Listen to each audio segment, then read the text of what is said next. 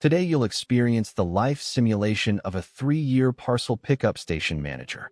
You put in 100,000 yuan up front, and after 3 years only recovered 40,000.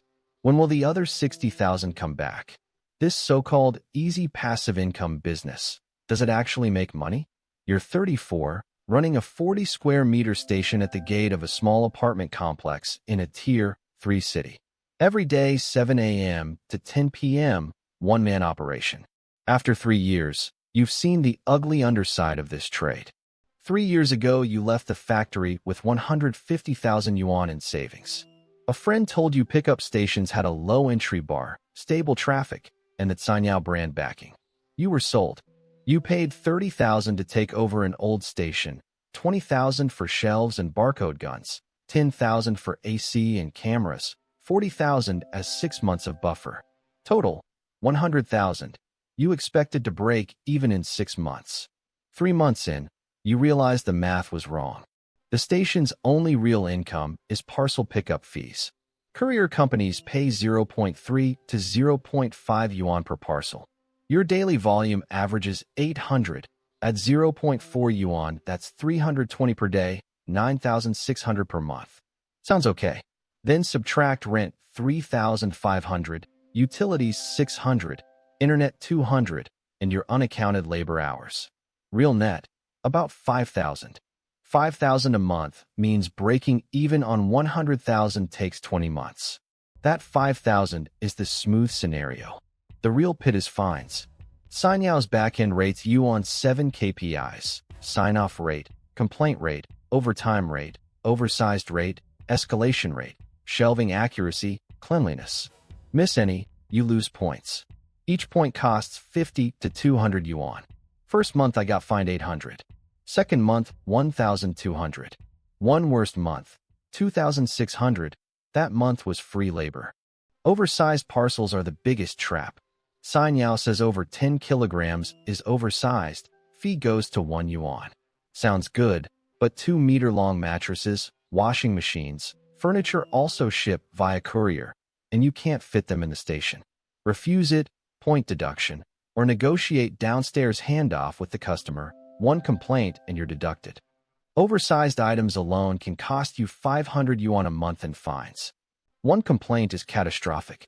Customers claim lost parcels, rude service, no SMS notice, wet packaging. Every one is a heavy deduction in the back end. Worst case, lost parcels. You pay full declared value. A 200 yuan declared item, you might actually pay 200 out of pocket. 3 years, I've paid out around 4,000 in lost claims. Some are obvious customer scams, but without full coverage cameras you can't prove it. Couriers also squeeze prices. They start at 0.5 per parcel. 6 months in they message saying market changed, now 0.4, take it or leave. You can't leave, rent and equipment are sunk. Year 2 ZTO dropped to 0.35. Year 3 SF's small parcel dropped to 0.3. Losing 0.15 per parcel, 800 a day, is 120 per day less, 3,600 per month. Your margin is slowly eaten. Competition is another mine. My complex was just my station for the first year. Year 2, a Tushi opened across the street.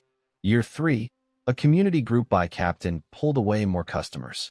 Now 2 stations split the complex's traffic for 100 a day each. Monthly income dropped from 9,600 to 5,000. Net after rent only 1,500. In this trade, 1 new competitor halves your business overnight.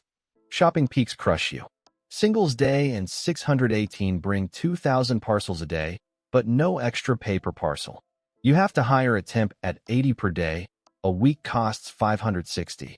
Peak earns you 2,000 extra, costs 600, nets 1,400. Off-season, March, April, you get 400 parcels a day. That month you net maybe 1,500 to 2,000. Full year averages around 50,000, barely better than a day job. Shelving rules are Cainiao's tightening collar. Packages must be sorted by last 4 digits of tracking number, scanned in.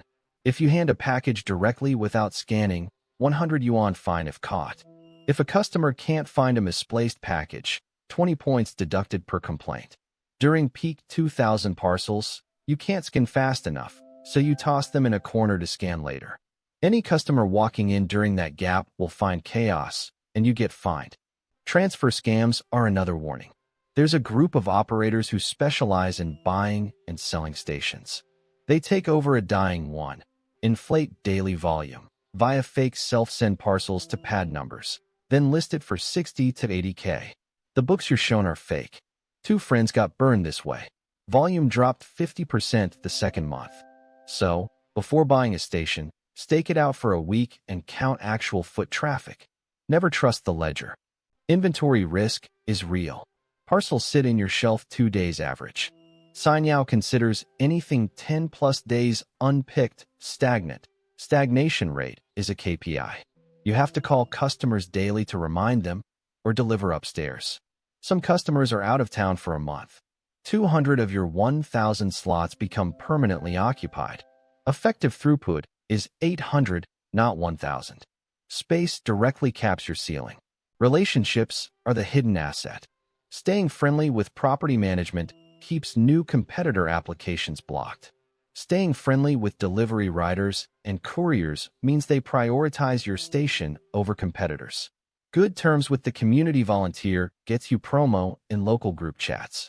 I send the property manager fruit baskets on holidays. The regular couriers 20 yuan red envelopes. 3 years, about 5,000 yuan on relationships, but it saved my volume. Branded value-add services are a trap.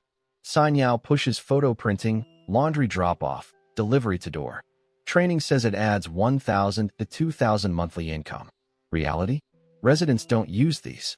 800 yuan on a printer, 30 uses in 6 months at 2 yuan each, 60 total.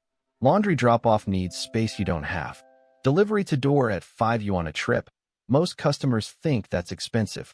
90% of stations never make value adds work. The biggest toll is your body. 1 person, 15-hour shifts, moving 300+ packages daily during peaks. Herniated discs, shoulder tendinitis, varicose veins are standard. Year 2, my lower back started hurting. 800 yuan CT scan. Doctor said hire someone or change jobs.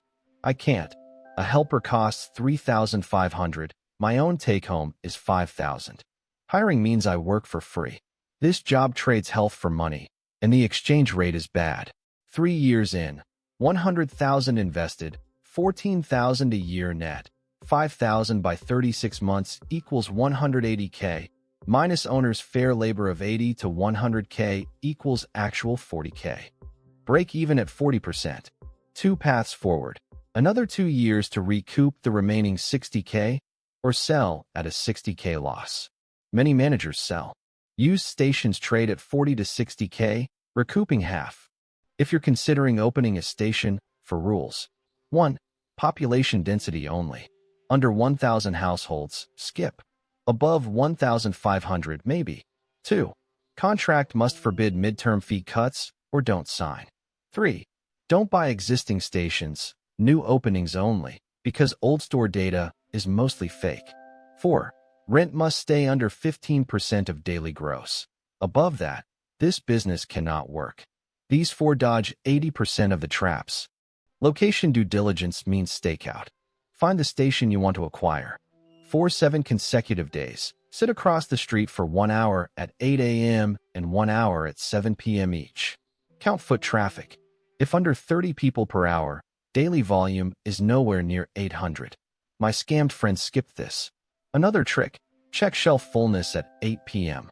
If shelves are still full, pickup rate is low, customer base is thin. 3 contract clauses to bulldoze through. 1. Fee adjustments require mutual consent, unilateral cuts void. 2. Termination requires 60-day notice. 3. Oversized fees separately itemized.